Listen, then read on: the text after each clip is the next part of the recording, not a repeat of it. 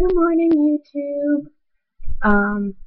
So sorry it's been a while. I've kind of been busy lately, so obviously I haven't posted a video in a couple of weeks.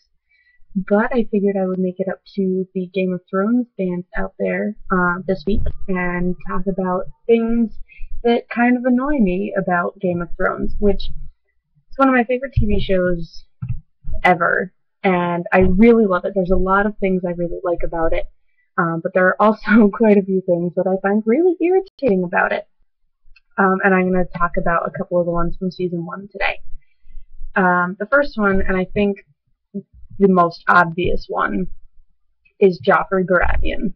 Joffrey Baratheon is, how shall I say this politely and so that they won't kick me off of YouTube, a small blonde tool. He is a jerk, he is stupid, he's whiny, and he has serious control issues, and they're, like, when he is on screen, I want to take his head and punt it. Like, I just want to kick it over the wall, like, into a, like, crocodile-infested swamp. Things that are things. I hate Joffrey.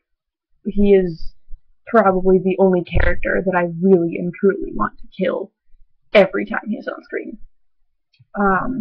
So yeah, so that's Joffrey. Like, I'm sure you will agree with me that Joffrey needs to go.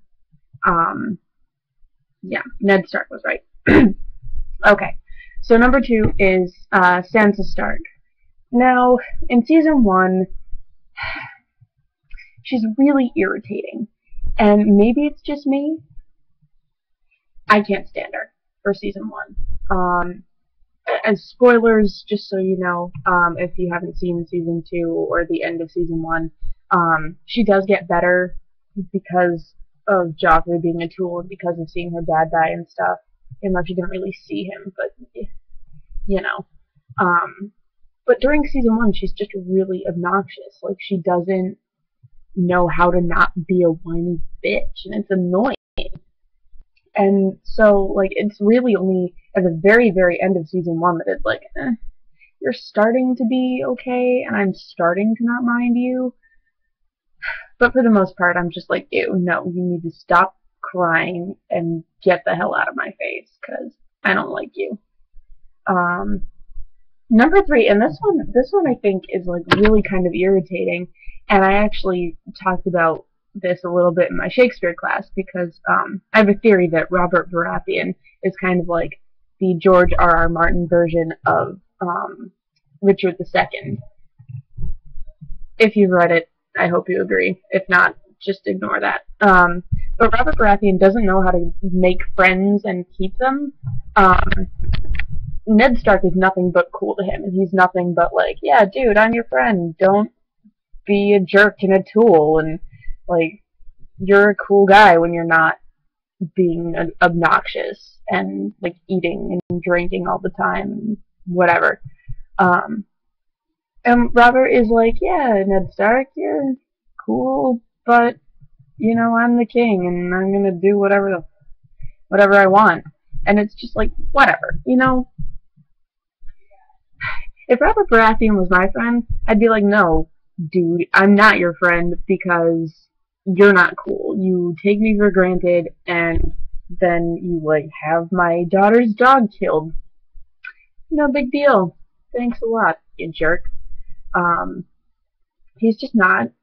He's obnoxious. He's an interesting character because he takes his ruling power so seriously, but he doesn't use it seriously. He doesn't, like, he's not.